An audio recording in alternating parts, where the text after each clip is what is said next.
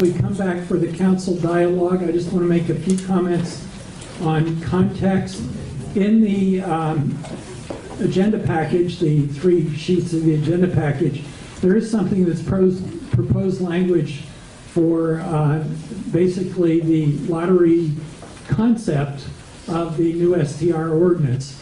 And let me tell you why it's in there, is to understand the implications and to help people understand the implications for them. Specifically, it was necessary both to outline some goals and outline a procedure so we could understand consequences. That's what it's in there for. It's a point of departure for discussion. It doesn't mean that's where we'll end up. The 2 things we have looked at are, number 1, to have something that respects what we did have in the old ordinance was a 15% density limit, but also to look at something that is consistent on a going forward basis with the new ordinance that's currently under discussion. So the lottery concept at this point is a one point in time part of the process. And I would just turn to my colleagues on the council and share the thought that whether or not we have a lottery, and many people spoke against it and said vote no, there are many other parts of the new ordinance proposal that in fact are quite a bit simpler and perhaps even necessary. So I don't think the lottery in and of itself represents the essence of the ordinance that goes forward. So regarding the lottery, we may decide this is the right thing to do as it stands. There may be variations that come up. The conclusion of the council might be to have no lottery. So somewhere in that range. The other thing that I would mention that I think we need a very explicit conversation on is the TIC and the HOA situation, particularly on a going forward basis. So with that, I'll just say, yeah, we're at the 2-hour mark, so we're going to take a break. We're going to take 10 minutes. At 5 minutes after on that clock up there, we'll come back and start again.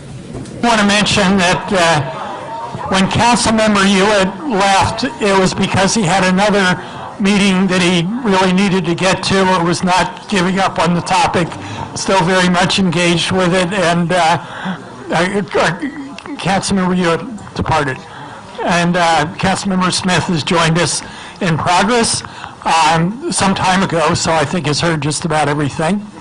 And with that, I want to turn it over to our city manager, Mr. Harvey, for a moment. There are a few questions that came up, and we've kind of gone through the list. I think some of them have been answered, but we got a couple others where we do have some answers in the room.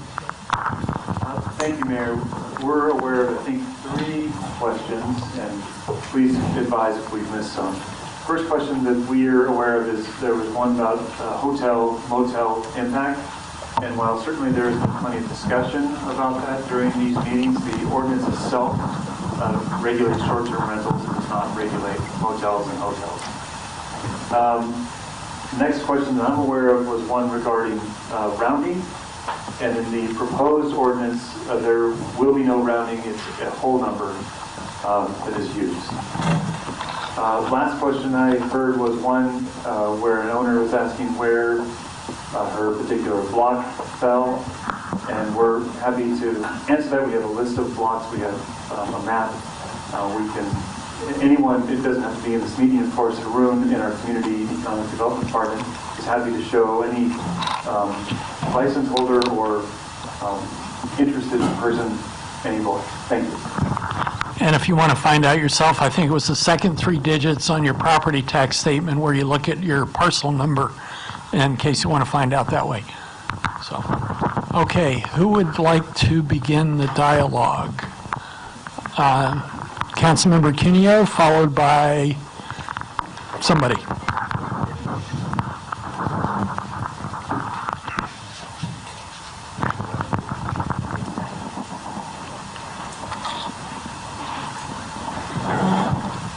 I had to figure out how to get this mic operational. There we go. Can you hear me? A couple of things that I'd just like to throw out that are relevant to this process. I'm going to start out by talking about redwood trees. Why? Redwood trees, their root lengths are very small. They're from 6 to 10 feet. And you say, well, how can they possibly withstand, high winds and everything? But they have a trick. They take those 6 and 10 foot roots and they combine them with the roots of the tree next to them. They have a web under the soil. That's how they stand up. And just taking a subject of lottery, and put it under a microscope by itself, you need to know a little bit more. We have to extend our roots out for more information. It's often brought up that, look, Carmel and Monterey, they don't have short-term rentals. Well, when you have a fisherman's wharf, like Monterey does, or in Carmel, you have buses pulling up every day to national named brand stores. You don't need short-term rentals. But when you're in a poorer city like we are, there has to be a way to make our way. And all the arguments I've heard against short-term rentals, everyone stops at the point where just ban them, period. But we on the dais and the city, we have to say, go beyond that and say, okay, if we were to do that, what do we cut? Or how do we make up $1,200,000 paid by tourists? So we have a little bit further than just saying ban them. So that's why we have short-term rentals, to help make life better for all the residents, to provide services, to pay our police, etc. Now, I've told this before, and I'm going to give you, whoops. I think the battery's dying. I think I'm back. Maybe it's green. Hello. Okay, just a moment. Maybe the microphone knows something more. I think it was on there, Ken. Oh, is On? Yep. Okay. Yeah. But, and I'm going to tell everyone how to do this because it's part of the root of what we're talking about here. And that is property tax. Property tax, the city, you may have heard me say this before, for every $1 of property tax, the city draws the booming amount of 16 cents. That's 16 cents. The school district, which is, of course, one of the best, does very, very well. They're awash in cash because they get 48 cents of every dollar. And when you tag on all those second home owners that don't occupy their property and they don't have children here, the city is still, or the school district is still getting those property taxes for no kids. Now, just to give a few examples of what the city gets. There are people that pay $700 a year in property tax because they've lived here since Methuselah, okay? $700.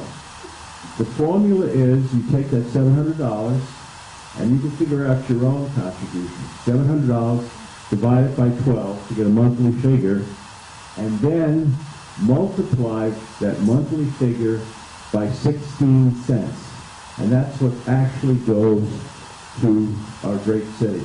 And here's what it ends up with. If you pay $700, you pay every month the grand sum of $9.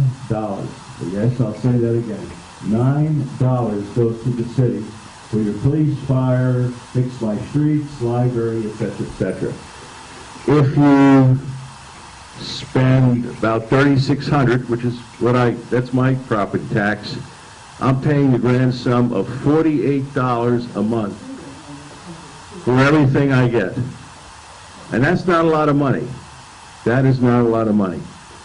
If you're a new homeowner and you bought, or your taxes are $10,000 a year, you're paying $133 a month to the city. And there are some folks that, buying some of these $1 million properties, if your taxes are $20,000, you're contributing $266. This is why the Pacific Grove needs some help to provide the services. I want to say that I think my view is that the lottery is not a substitute for quality. It's mere chance. And we need to find a way to get out of just mere chance. We shouldn't base a system on chance. Yes, you could cut down, but are you really guaranteeing that the city is getting the very best STRs, the ones who have proven themselves? We might throw out some very good STRs and take on some STRs that maybe we would regret. So I believe that an attrition system, as people decide not to re-up, and there are many that will not for various reasons, I think that's the fair way to go.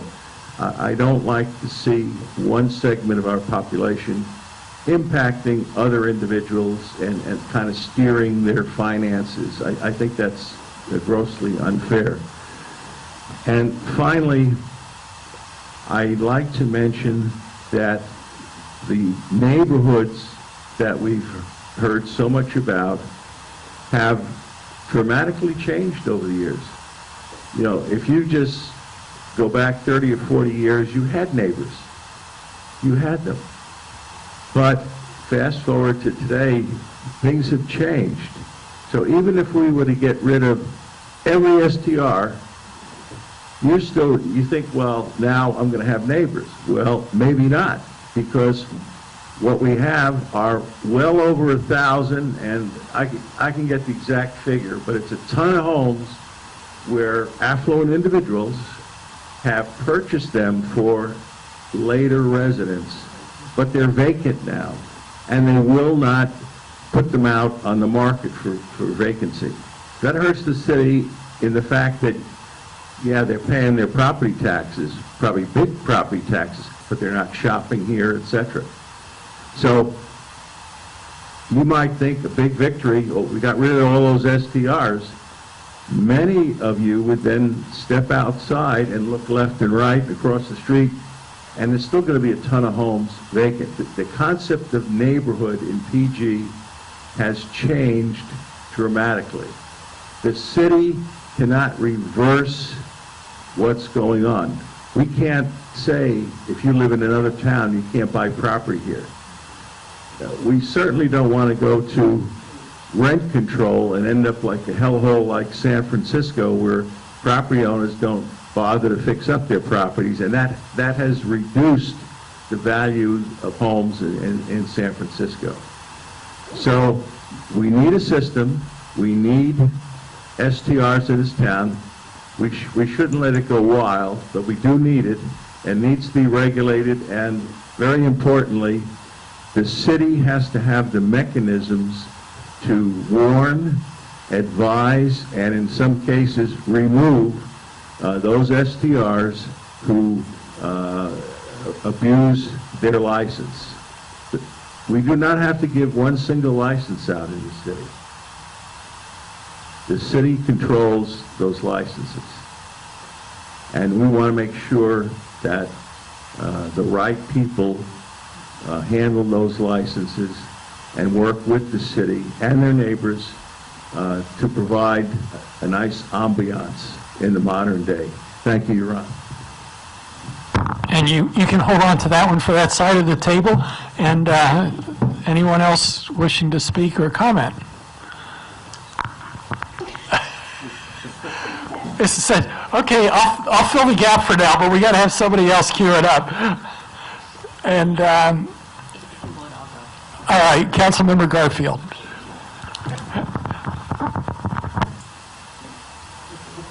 I think the reason we're all reluctant to talk is because this is so complex, and there are so many important issues, and it is really daunting to try and say it all together. But I want to emphasize a couple of things, and I want to get to how to get directives on how to improve this particular, the topic that we have at hand.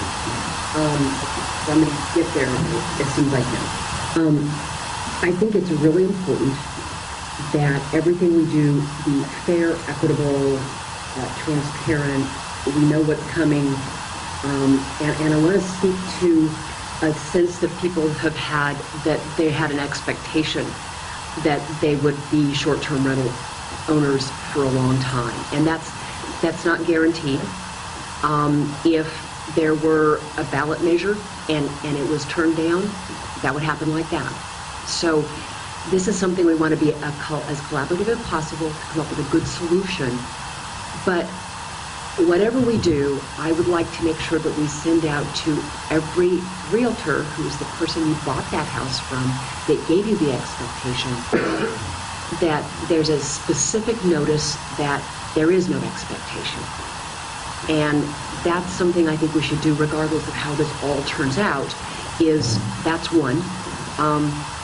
We should make it very clear that this is not a permanent license. And the second thing is that we should do is, I don't know if you remember before we had an ordinance, when people rented out a property, they rented out a property for 30 days, which means you're not paying transient occupancy tax. And many people I know of have come to Pacific Grove and stayed in a place that was supposed to be for 30 days only. They left after 7 days and it was re-rented again. That's not legal. But I think our ordinance needs to say very specifically that you rent for 30, if you're not in a short-term rental ordinance as a licensed renter, then you think you can go to that 30 days, but it needs to say only once every 30 days. And that's one of the things that Carmel has done with their ordinance. So total aside, but to be fair about what we're doing, I'd like to put that as an aside in a parking lot for two things I'd like to see happen going forward. I'm going to come up with some real specifics on this, but I want to talk about neighbors and neighborhoods and community. And we might like to think that the community is what we want it to be. The community is itself. It grows, it changes. It may be what you want, maybe not what you want. We don't control it. This is not Disneyland. So you contribute, you chip in, you make friends with people in your neighborhood. And I'm really concerned that when I hear that people have to be like me or like you to be counted as a neighbor. That's not what we're about. People come to Pacific Grove because it's welcoming and it's a city of nice people. And truly, I have to commend everybody for their comments, but that every once in a while we waver off of being nice to each other about this. And that's disturbing. So, how can we make this ordinance better?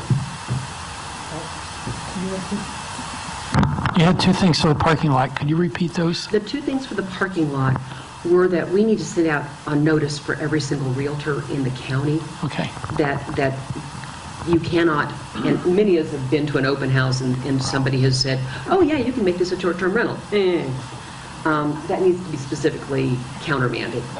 Not guaranteed, so that we can't control what somebody says, but we can at least control that we notified them officially, okay?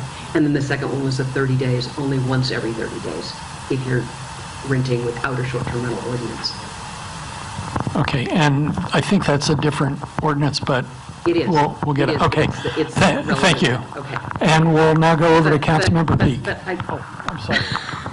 I'm sorry, it was a very roundabout way, but I wanted to get some specifics on how I think this could be made better. Should I come back to that later? Oh, no, sorry, you got the floor. I thought you were at the end and I was know, wrong. I'm sorry, I paused, I breathed. I think that we should solve some real problems. So if we have real problems that have data behind it, then we can do something about it, and one of those is parking.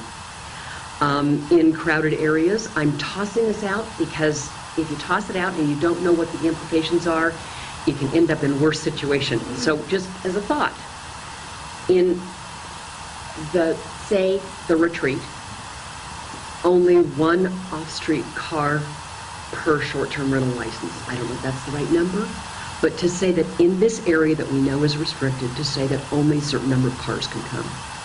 It gets some of people's comments about if you have an off-street parking, then you have a sort of different character than if all your cars are parking on the street. I think it was your point about you kind of want to park in front of your own house, but these are public streets and we can't really do that. But we can say that there's a limit on the number of cars. I think that in the order of having people be serious about this and be committed, I think we should remove licenses that aren't used in 6 months. And I think that our 15% per block is a good goal. I'd like to see what we can do for another year of attrition to see if we can get there, while solving problems that are data-based, so that, like the parking one, is we know parking is a problem because you just look. And we get complaints about it and we get concerned about it, and that's information we have. And if we can restrict parking that's on the streets competing, then we have a solution. Other things are much more nebulous. It's really hard to say if we do X, then we're going to solve that problem. And that concerns me if we're trying to solve problems we can't document. And I don't like the idea of the lottery. And I am concerned that if you have a duplex or a triplex, they are self-eliminating. And I don't think we're there yet, is that if you have a duplex, no problems, it's fine, everything is good. And just by being 2 units together, one has to be eliminated. I don't know that solves a problem we can measure. We won't know if we're successful. So those are some elements I'd like to see wrapped into a future ordinance. Councilmember Peak, and then Councilmember Smith. Thank you. Sure. Can you hear me in the back? Yes. I think you're a little closer. Yeah. Okay, good, thank you. I want to thank everybody that came tonight, and especially everyone that's still here after 2.5 hours. I really appreciate it in a very respectful manner in which people have expressed their opinions. There's very definitely, as you know, 2 sides to this issue and maybe a few views in the middle as well. And I see a lot of familiar faces, again, for and against short-term rentals. We've been going at this for 3 years now. And so there's been a lot of discussion, a lot of committees, a lot of talk on it. I appreciate people hanging in on this. And speaking and on the point of different sides to this, there's no way that everyone is going to come out happy with an ordinance. It's just not possible. Sides are too far apart. And so maybe, the sign of a good compromise is that nobody walks away really terribly happy, I'm afraid to say. There were other comments that had suggested that we take this or this proposed ordinance and maybe the existing ordinance and rip them all up and start all over again this 3-year process. And to that I'd say no. I think we've come a long way. As I mentioned, we spent a lot of time. I don't want to have to retread every argument. So, and I am not in support of short-term rentals, as many of you might know. I've spoken to that position quite publicly in the past.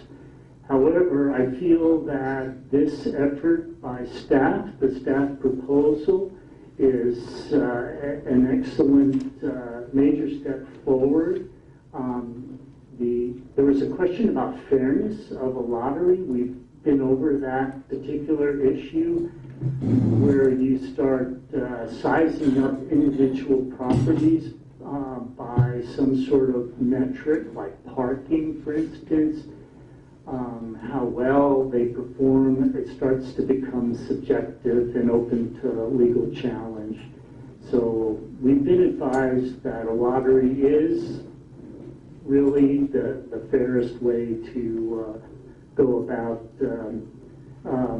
fitting our metrics, our current set of licensees into our metrics. So in closing, I support what's been proposed by staff. I think it's real good, moves us forward. Thank you. Councilmember Smith. Hello. Whoa, sorry about that. Thank you. Wow. Yeah, I gotta be careful with this thing. I'll turn it down if you want. Oh, no, that's fine. Thank you. Thank you, Don. You know, we're really down to one issue here. I think we're down to density. There's not really anything else in the packet besides things relating to density. And it's a really complicated issue, and I think we're kind of on the forefront of regulating this. And, you know, when you talk about density, we're also talking about the tenants in common, the HOA, multiple licenses per parcel. I kind of like lump all those into the density, and also the lottery.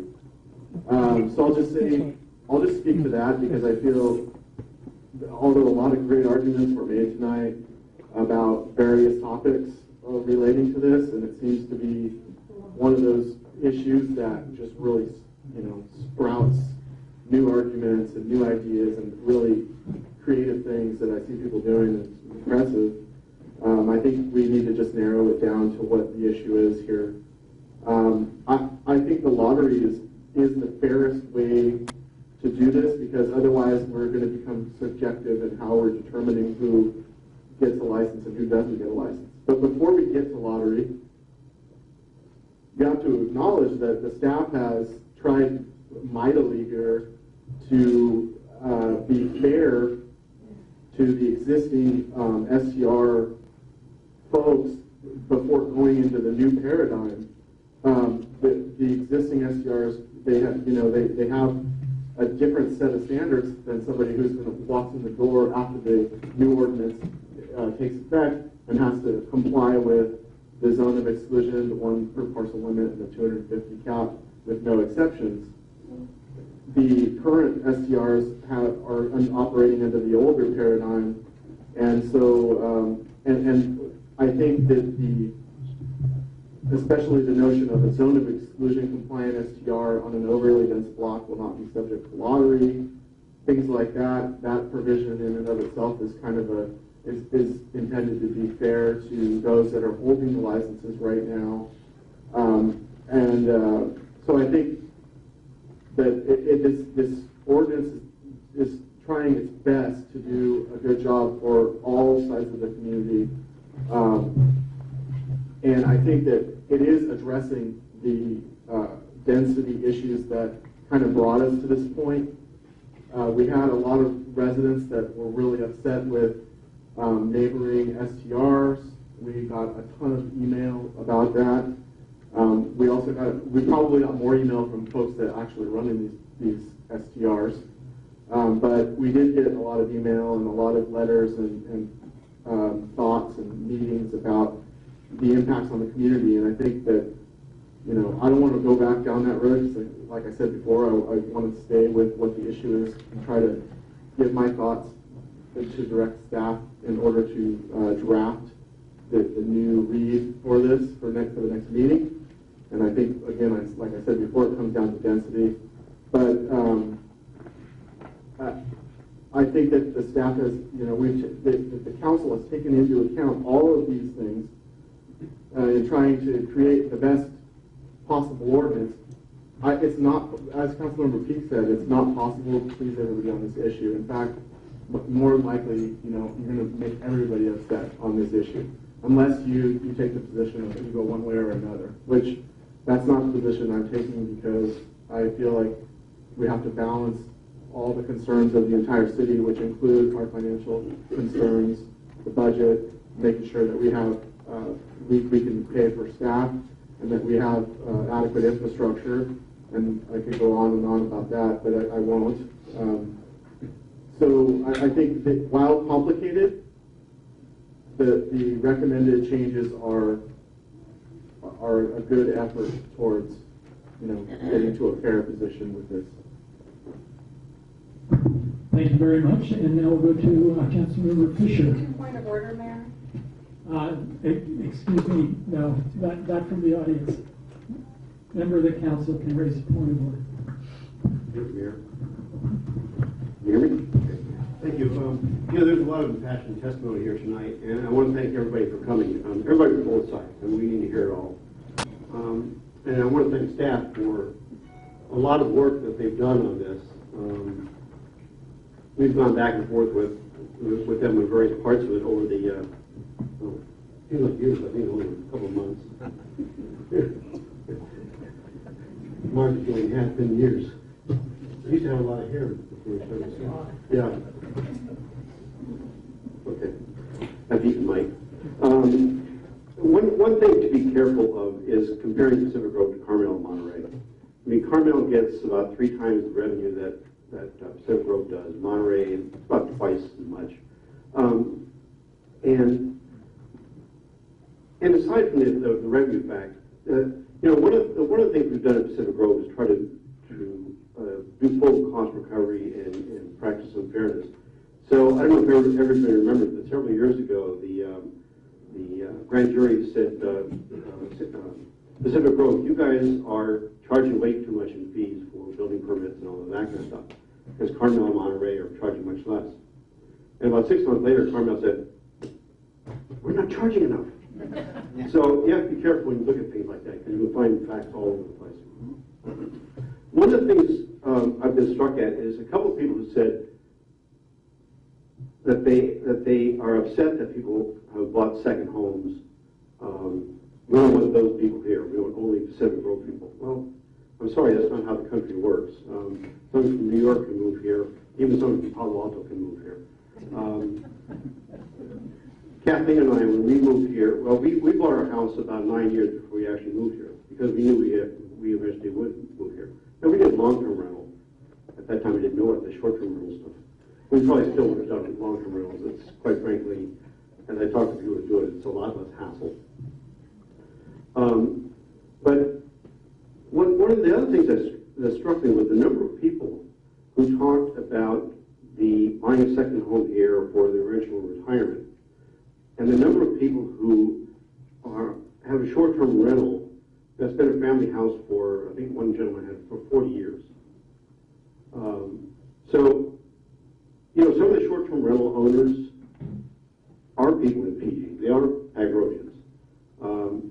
And others are people who want to be eventually. So I think that's a great thing.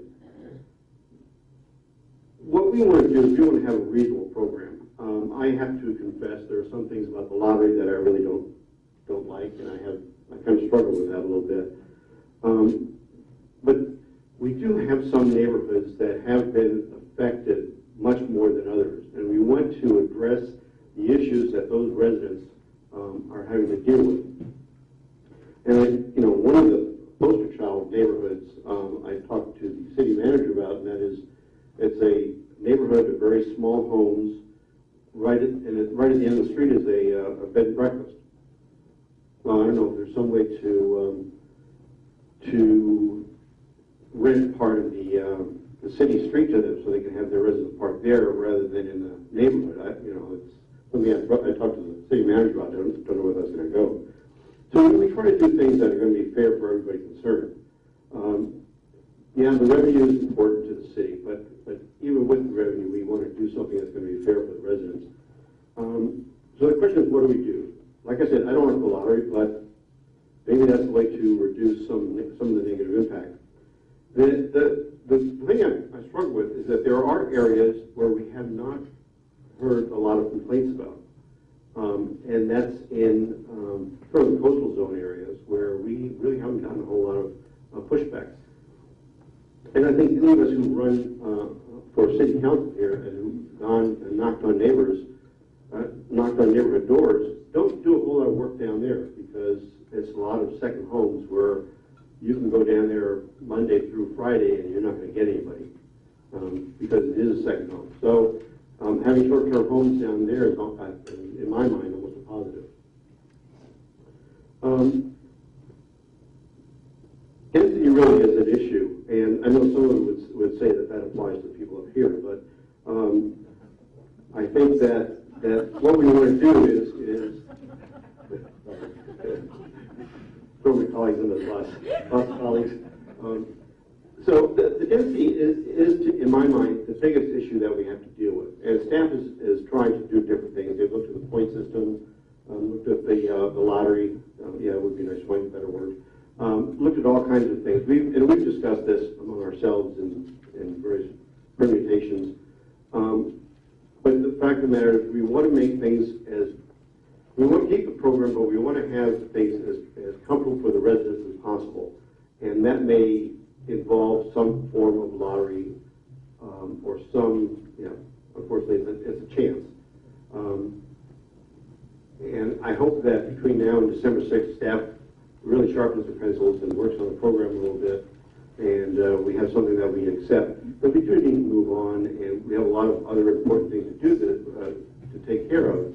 But this is, I think, one of the most important that we have to get through. So I'm looking forward to seeing something from staff. No pressure. I'm sure we'll have a good program at the end of it.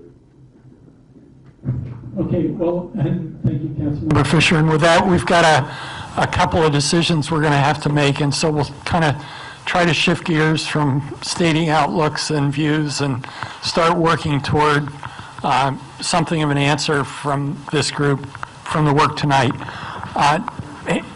And by the way, I want to go back to realtors saying expectations. I just want to tell everybody in the room, I went over to our MCAR, Monterey County Association of Realtors, twice to make sure that their group understood, and they embraced this, by the way, the leadership there absolutely embraced it, that they had to make sure that realtors are very, very candid about what the promise is in PG.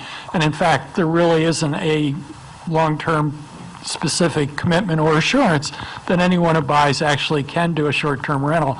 Unfortunately, not all the realtors got the word, but that isn't even really the point here. What really comes through so clearly, and we look at a lot of words on paper, we've looked at diagrams, we've seen diagrams of situations by block. I have had literally a couple nights where I've dreamed those diagrams.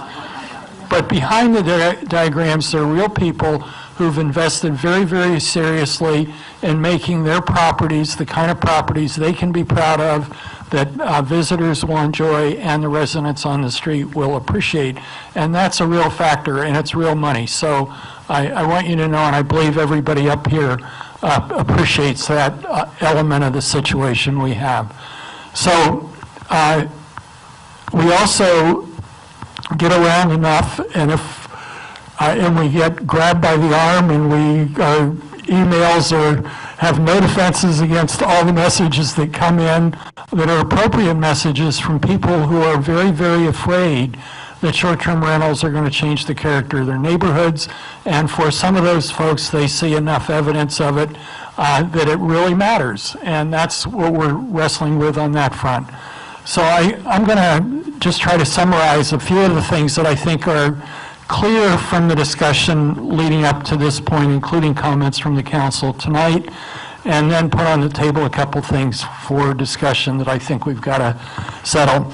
And one is, I would tell you that I absolutely believe that we cannot vote no, because what was in people's minds when they were saying that is the lottery aspect. And I want to separate that out to the side for a moment. We cannot stay on the current ordinance. It has problems as it's written. And so what I believe we need to do is move to something that on a going forward basis is simpler, easier to understand, and makes sense for our community.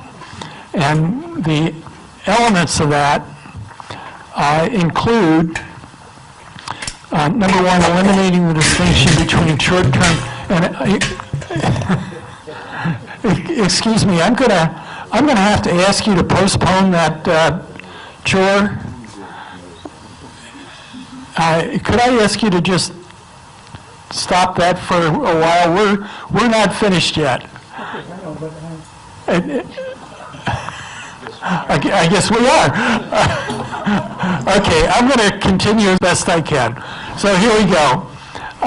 The short-term AB is a distinction that has created some problems, and it's created a loophole in terms of how many short-term rentals you are. And if you live on a block where it filled up with short-term STRAs to the 15% limit, and then Bs came in, you said, hey, wait a minute, I thought there was a limit here. It didn't make any darn sense. We need an ordinance that takes that out, and the current proposal does. I believe that going forward, it makes sense to say no multiple units per parcel on a going forward basis. So that doesn't address the question of ones that already exist that way. Separate that out for a moment. I believe that one of the issues that we have to take a look at is the tenant in common house homeowners association exemption that we have today. And I personally believe that that's problematical, and the language you're looking at going forward again, and this actually is a fairly new development, because I think in the last time we published, we said they would be exempted. And what we have learned, and this is a discussion item for us, what we have learned, and I probably ought to talk to our legal person here, Ms. Quinn, but the short version, as I understand it, is that the form of ownership is too easy to change, and we create another loophole that probably we don't want, because when you put a TIC next to a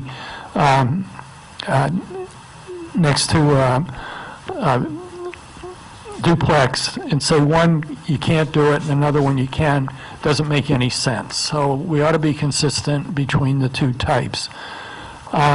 There was a comment, remove licenses not used. I actually think that's in the proposed code. And then we have the question of the lottery hanging before us. And so let me put a couple thoughts on the table. One is, there is a very explicit proposal for a lottery, a process, and kind of the rules of determination. And it's in the agenda package for tonight, and I think we've calibrated very closely, and a couple folks have mentioned the numbers. Out of the current 287 STRs, and I emphasize the word current because there are a couple of that have come in under the old ordinance, and a couple that probably will not be renewed. But for the 287, I think it's what, 192 that would be exempt from the lottery. There would be the rest, 95, that would be subject to the process, and of those, and it's a little bit probabilistic, but it's 59 plus or minus a little bit, that would be subject to sunsetting in that process. And there's been a lot of study to make sure that we understand what the implications of the process are. I'm saying that so that everybody on the council understands that, everybody in the audience understands it. So we're not doing any part of this lightly. Now, what has come up at the podium is the idea that maybe we should exempt certain parts of the city from the lottery process. And for example, if it's by zone for commercial zone properties, that's fairly easy to determine. But if it's, my block is okay, all my neighbors love me, that's unfortunately very, very hard for us to really wrap our minds around and remain objective. And I'm going to be a little bit candid here. I've seen a lot of very wonderful letters from STR operators. Everyone professes that all my neighbors love me, but I've heard from some of those neighbors too. Let me just remind you that sometimes the perceptions aren't complete in terms of the way the neighbors view this. All of that said, and I'm going to put out two options on the lottery. One is we can continue as suggested in the staff report, and I think it's an outstanding piece of work to get us to this point, or we can say let's enact the go forward parts of the ordinance and give some time.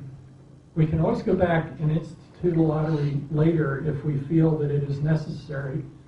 And can time help sort this out in a way that gives us better options at some point in the future? And that's the thought I would put on the table for the council to consider. So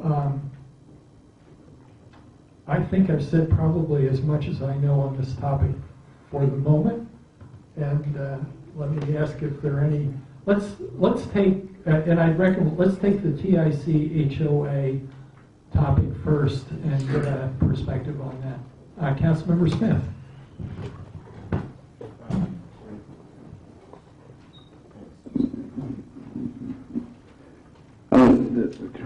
Sorry. The TIC HOA topic, I think is problematic to have an exemption for that because it probably wouldn't survive a challenge to that particular portion of the ordinance. I'm not sure what the basis, when it was in the ordinance that I read, I wasn't sure why it was in there.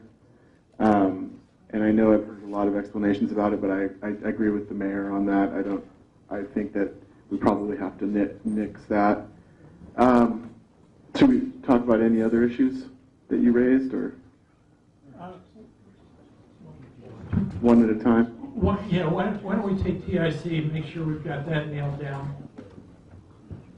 I'm in agreement.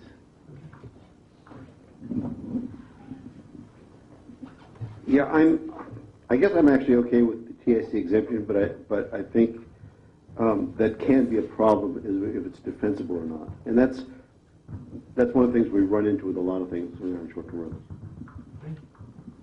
Councilmember Garfield. Just because of the recording and the hardship, you're going to cut it and pass that. I'm so sorry.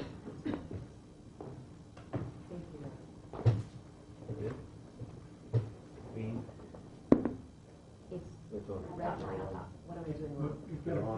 It's a hard push. How's this? How's this? How's this?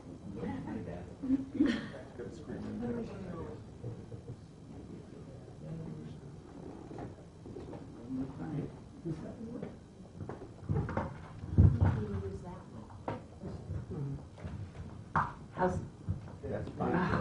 okay, let's get real close to you. How's that? What was the question? TIC, okay. The difference between the generic, the sort of generic TIC, because anybody can be a TIC for anything. So that's not what the intent was. The intent was that we happen to have a building that's very well suited for what it's being used for. And my understanding is that there's no problems with that at 535 Ocean View. 585 Ocean View, we've heard from a lot of folks. As Mayor Camp points out, while you're not saying you have any problems, I'm not sure that that's the case for the neighborhood. But it does suit. I mean, it's off-street parking, very sheltered. So if we want to keep something like that in place, then the mechanism for doing it shouldn't be the way it's titled. It should be some other relevant attribute of that building. that's suited for that building, and perhaps, as I understand, for the Holman building, which was another one that might have been well-suited, that terms of that development prohibited them from being short-term rentals. Is that correct? So going forward, we've solved the ambiguity in that particular complex. I would be in favor of leaving it as is.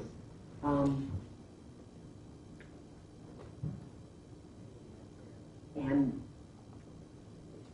really watch to make sure we're not having any measurable problems from it. If we're not having measurable problems from it, it seems to be well suited to its use.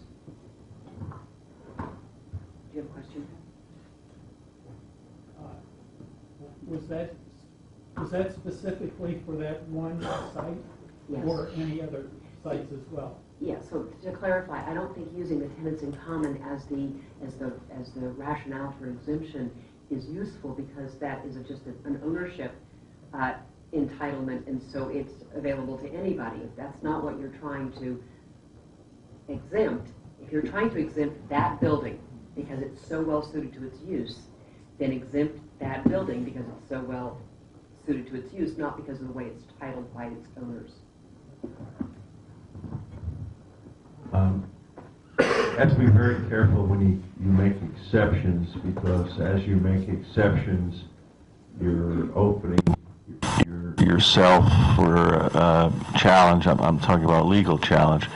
And what Councilmember Garfield mentioned, you have to pick out a characteristic of a particular site that is unique to that so that you could defend that. Well, we decided to do this because it has characteristics different than the others. If you that way you could defend it.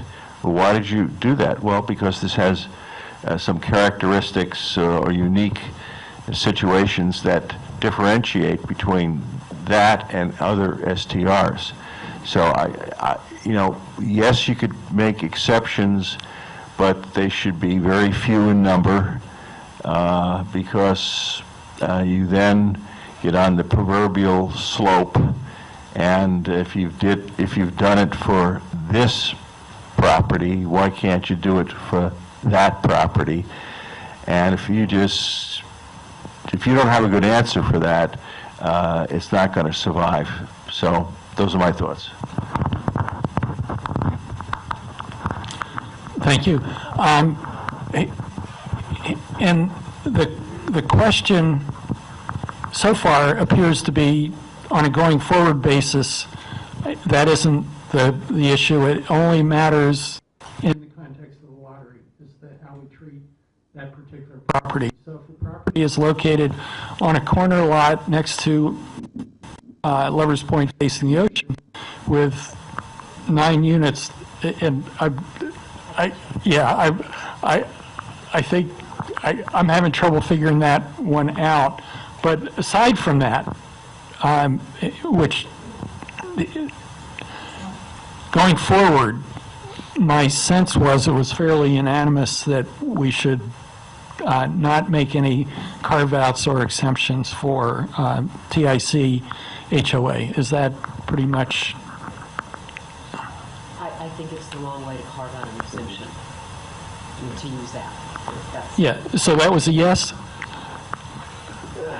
Okay, I'm going to take that as a yes. It was a double no, I think. Okay. So we haven't finalized direction to staff, but I think at this point we're taking the note that that's the direction we want to go. So back to the lottery.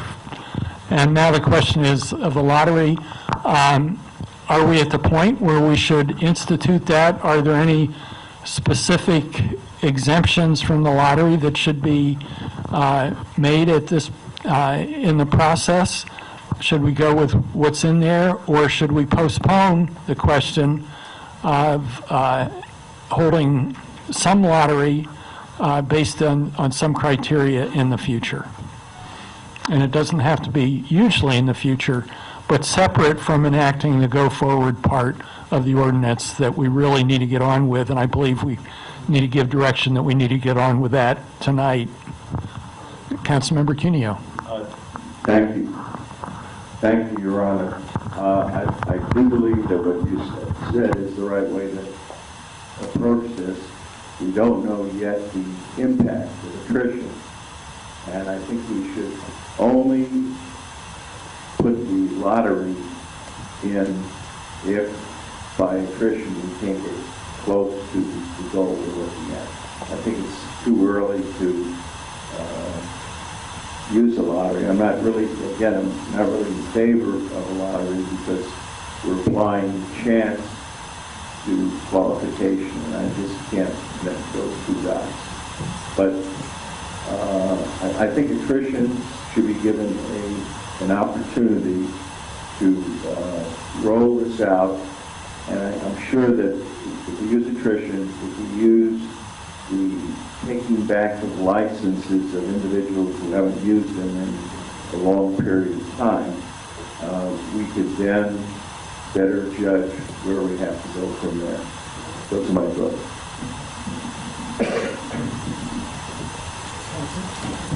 Councilmember Peak, then Councilmember Smith, and who's got the mic? Okay.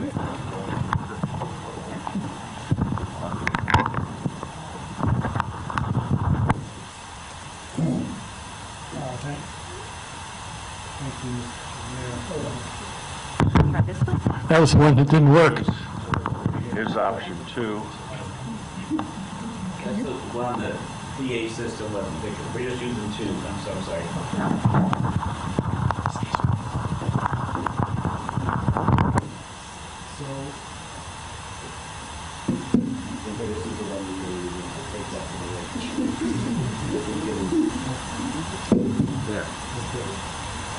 All right, well, like I guess most of our SDR discussions, things get more complicated as the discussion goes on, and that's happening regarding this lottery proposal. So, so what I'm hearing is that the lottery may or may not happen in the future at some unspecified time. I think that for everyone concerned, this just continues the cloud of uncertainty, and I'm not sure that's helpful for anyone. Taking a extremely, what I think is an overly optimistic position that attrition is, over the course of a short period of time, going to take care of the issues about the maximum number of short-term rentals in the town, and is also going to alleviate the over-density issues. Is, well, I think it's far-fetched. So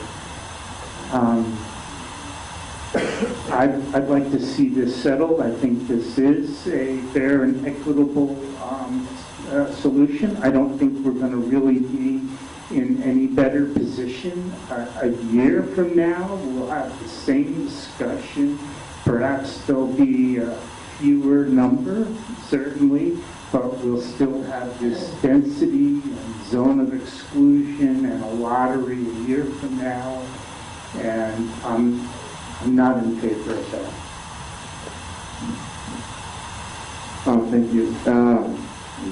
So I think I have some of the same thoughts as Councilmember Peak on the lottery, because like I said before, the issue of density is really the only thing left to wrestle to the ground, so to speak. And this is really complicated, but this is, pretty impressive what staff did with this whole lottery concept, and how it accounted for,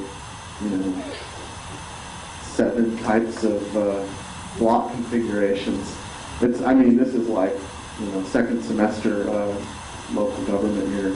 But I think that the lottery is, it gives finality. I'm kind of stealing Councilmember Peak's thoughts here, but there is finality in using the recommendation as it is currently constituted and giving everybody some finality, and that might not be good. Some people may not like that finality, and then we might have other things happening, but I think we laid the issue to rest, and that might be the best way to go on this, because we can continue to gather information, but it's not necessarily going to lead to a better decision. Unfortunately, sometimes you can continue gathering information, and it just doesn't. The issue has been well briefed. If this was the case, it's been briefed by both sides, and we've got all the briefs, and now we're in court and we're trying to decide this thing, and it's we've gotten everything. We've had got excellent speakers on both sides that are very, very bright and have said some really, really smart things and created PowerPoints and high quality. But I think we have to put this latest thing to rest.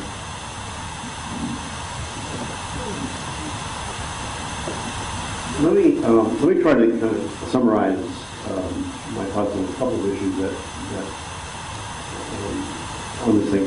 First of all, I'd like to go back to the proposed draft language for revised SDR and suggest that one of the things we need to add in there is the definition of zone of exclusion. That's kind of missing from that text. That's just a suggestion. The lottery, in my mind, remains problematic because there's a certain arbitrary and chance element to it. But I don't think we can just wait for things for SDRs to die away. There are some density irritations that I think we need to reduce now. I think that's one of the main goals. So in my mind, we have two main goals. One is to keep a reasonable program and the revenue it generates. The other goal is to minimize the impact on neighborhoods. And we need to do that second one as quickly as possible because that's why this is bubbled up to the surface for 20.5. Instead of doing a specific building or PIC category carve-out, let me suggest, and I've brought this up before, if we do a carve-out of the coastal commission and commercial zones, that covers some the PICs and homes and other properties where we have not had issues and where if there weren't SDRs there, we would have a really large percentage of the homes as second homes being vacant all the time. So if I think we do that carve-out, we reduce part of the issue. And it also, by taking those off the table, it also does something else. One of my concerns really is that if we have a bunch of SDRs that we take out of the mix and we let new people apply, we could actually end up pushing more of the SDRs into the R1 traditional neighborhood type of areas of the city. And that, in my mind, is not a good thing to do. I think that can just cause further irritation and would be detrimental to the overall program. So let me just suggest that we look at doing that. I'm actually also okay on multiple units on a parcel as long as the neighborhood overall remains under the density limit. Beyond that, yeah, I agree. We kind of get into a problem. I think that pretty much summarizes where I'm at right now. Councilmember Garfield. Thank you. I think we've come up with some good suggestions, and I'd like to elaborate on a couple of them. But I think I think there's some more work that can be done, and the new ordinance going forward will help some of the complications that might eliminate a need for some of the lotteries. And one of the ones we haven't talked about is there are 8 blocks, I think, where when we said all the Bs will become As, we made those blocks overly dense by including all the Bs in the As. And it's like an unintended consequence, but some of the areas that we're thinking are over the 15% are that way because of past decisions like the one about the B. allowing some time for unused or lying fallow licenses to eliminate themselves, I think will help some of those neighborhoods where they've got a B license that's now a standard license. So I think there's some things we can do going forward with this ordinance. The zone of exclusion or the proximity issue going forward. And if the uncertainty that we've introduced into owning a short-term rental isn't evident from this discussion, I think people will consider whether that's the life they want to live. And I think we will see attrition continuing because we've introduced a great deal of uncertainty by having these discussions. So let that play out. From my understanding is if we went ahead with the lottery as designed here, we would not get down to 250. We would be substantially below that. And if how much revenue would be lost, but the estimates I've heard is somewhere between 400,000 and 600,000 could be lost by having a strict lottery put in, and that impacts this year the library, recreation programs, the amenities that are not things we're required to do. So I want to do this in a stepwise fashion so we can see what the implications are for things without jumping into it, because we're not talking about how we're going to take $400,000 out of the budget, and that we would be remiss if we didn't think about that. So I'm going to propose that we wait on the lottery, that we do everything that this new ordinance proposes to continue to look at proximity issues so that no new ordinances will go into effect, no new licenses if it's 15%, if it's too proximate, and see how that does to deal with some of, and I think Council Member Fisher's point about the irritants are things we really need to continue to pay attention to. The enforcement of problems has been lax, and we've perhaps handicapped staff. We've not given the night resources for it, but when there are problems, we need to take the action that we've promised we would take to see if some of those irritants can be addressed proactively for the specific problem maker, not for the class itself. So I'm not in, and the parcel issue is that I do think that if we're not having a lottery and we sit tight, I think some of the issues about duplexes and triplexes that stand alone, that aren't in proximity to other things, will sort of sort out over time. And I'm sorry we have to delay it. I know that it's important to get this done and move on, and I think elements of this ordinance do that going forward. But I'm very concerned about the lottery being not doing well for us. I believe what Councilmember Garfield said is a good path to follow. If we were to have an early lottery, we don't know what, as far as revenue, would be lost at this time, and it might be rash to do that now. If we have to do it, we should do it only after there's a settling of attrition and other factors. The rest of the ordinance looks pretty good in my eyes. We could support that, or I could support it. But I think the lottery is like in the Senate, the nuclear option. You know, we shouldn't throw that out there without knowing the consequences, because then we're going to be turning around. You know, what do we cut? What do we cut? And we don't want to get there. Our operations should be measured and steady based upon the knowledge of what we have to do and the revenue that we have to do it with. Those are my comments. Thank you, Councilmember Cuneo. So the hour's late, and we're going to have to come to a conclusion on this. I think the core of the going forward part is established. I think the TIC HOA question has been pretty well settled. We're at the lottery, and I'm just,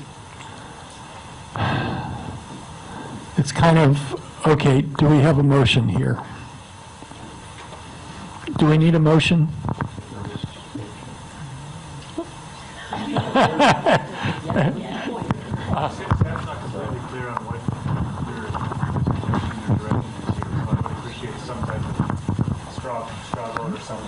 At least a straw vote? Okay. So do we have a... As I roll the dice, I'd like to make a motion that the council support the revision of the short-term rental program with the proviso that the lottery be held in abeyance until we find out more through attrition and other ways what we actually have to cut.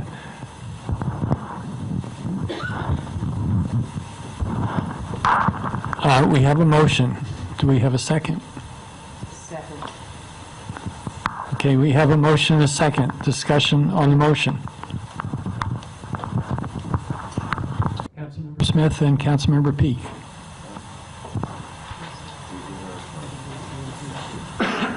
Councilmember Peak and then Councilmember Smith.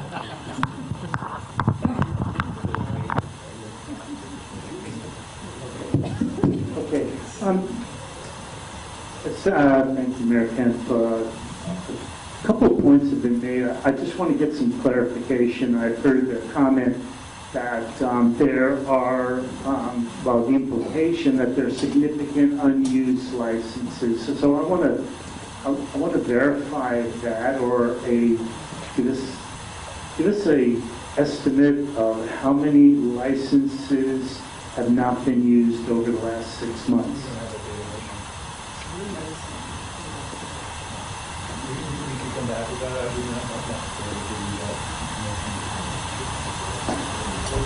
Okay, I also heard the comment that we're going to, that if we held a lottery as proposed by staff, that the number would come down to 228 plus or minus. Is that correct? And I understand that there is a waiting list.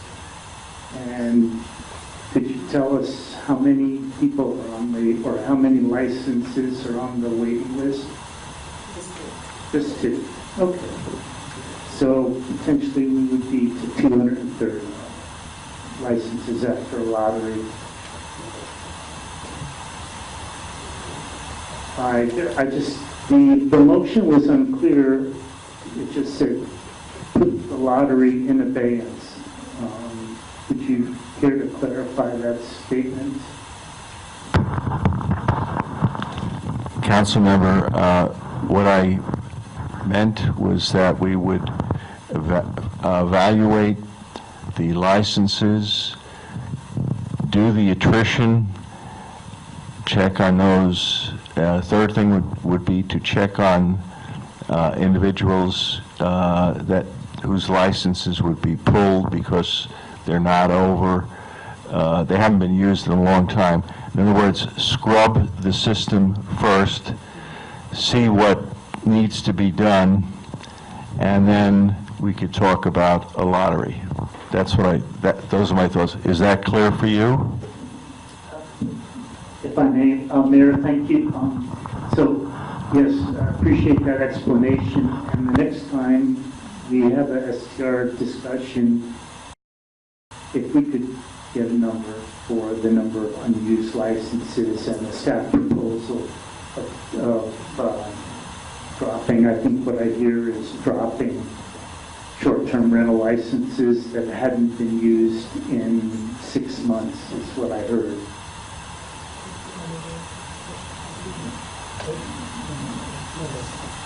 We're going to Councilmember Smith and then back to Councilmember Garfield. The lottery, I'm just going to speak to the lottery and actually what if staff feels that they can actually create the ordinance based on this, because I feel like what we have in our packet is talking about instituting a lottery program for the density restrictions, and how does staff see if we do vote in favor of this motion tonight, how can you deal with the density issue then? I guess that's gradually. And the other thing is we would have to work to define, to Councilmember Peak's question earlier, what an inactive license is. We can certainly do that internally, but what does that mean? Does that mean used X number of times over X number of days? You have to define that to make the determination, so not to frustrate the council, but that's why we don't have that number, because we haven't arrived at that definition. But we can certainly take a look at that and come back with that. Did I answer your question? Your Honor, may I also? So are we then back to, you did answer my question, thank you very much. Are we back to then the 15% measure, and is it, I might need him to answer this one too. Are we back to 15% density then, if we vote for this motion, and how does that operate in the future? Will it be like it is now?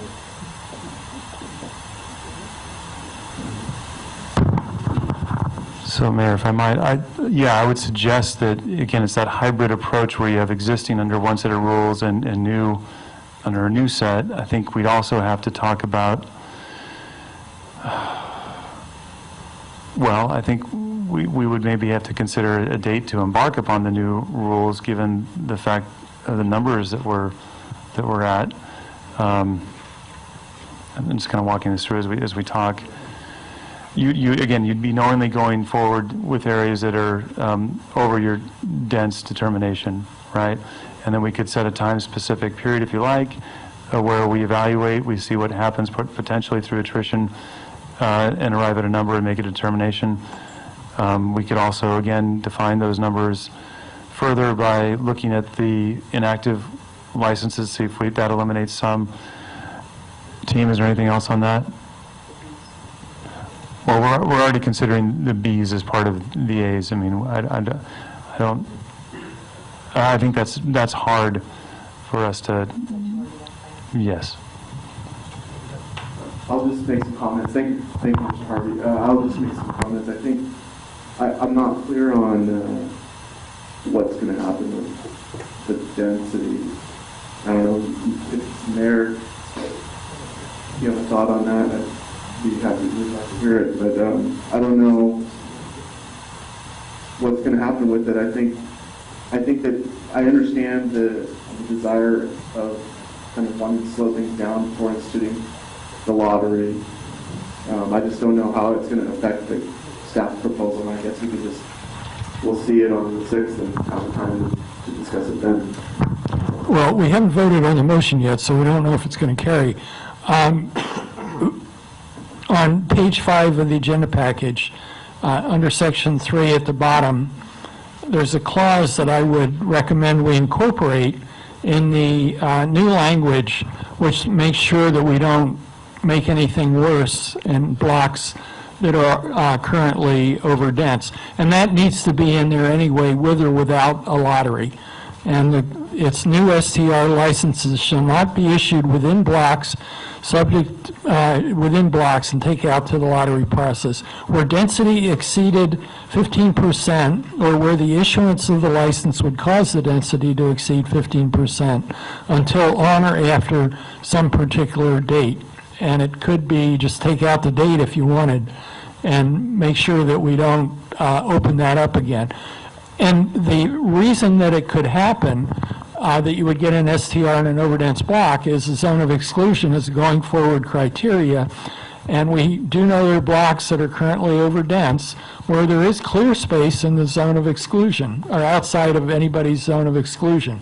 So that's why we need something that protects those blocks from further STR licenses, and that wording is intended to do that. And there's the version with or without the lottery, but it's basically that concept as specified right there.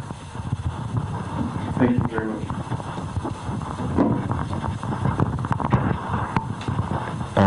Your Honor, and my colleagues, I believe what I was attempting to say was that there's a time when you need a scalpel, and then there's a time where you need a felling axe. I believe the process should be that more cautiously we should be using a scalpel at this point. In the future, we may have to pull out that felling axe, but that should only be done if things don't turn out the way we would like them to.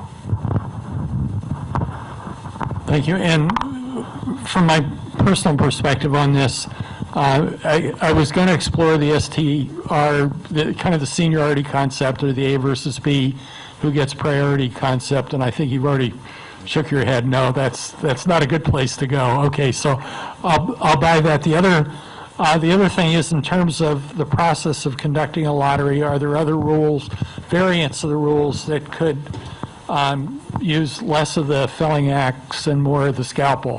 For example, and a really simple one is make the criteria 20% at this time and let attrition take us the rest of the way, as an example. And it turns out that I don't know how many blocks that affects, but it would affect possibly some of the blocks, the ones that are at 16%, you know, 2 of them on a 16 block parcel or some, whatever the threshold is. So I don't know that we've explored everything. I have to admit that I have a lot of sympathy for the view that let's just get this done and over. But I also look at the investments people have made in the audience and really trying to do something that is constructive for the city of Pacific Grove. And I am very anxious about casually tossing any part of that away, even though I know that we ultimately have to move something in the direction of dealing with this issue. So I think I'm coming down to supporting the motion personally, but I know that that probably won't be a unanimous conclusion. Thank you, Mr. Mayor. Yeah, what I'm getting out of what was said earlier by Mr. Harvey and based on the motion is a good part of the draft language for the revised ordinance stays in place. I think we're taking out mostly the part that specifically talks about the STR licenses, and that is item 2, 3, 4, I mean 3, 4 under 2, A and B, and we are keeping the STR license shall not be issued within blocks that exceed 15%. So I think we are setting that the standard of 15% as a hard number, with language to come later on how we get those blocks that are above that down to that. And so I'll support that motion. We have a motion and a second. Let's just kind of get to the business of the night here. All in favor? Aye. Opposed? Okay, motion carries 4-2 with council members Peak and Smith dissenting. I think we still need to turn to city staff if there's any as yet undiscovered clever thing, quite possibly not at this point, and with the trepidation that we will have to revisit this topic, knowing that, but at least we have now cleared the decks to move forward on the core of the ordinance, which I think is not only essential, but is just a much better framework to operate on going forward. So any other topics that we need to, I think we've done what we need to do tonight. Meeting adjourned. Thank you, everyone, for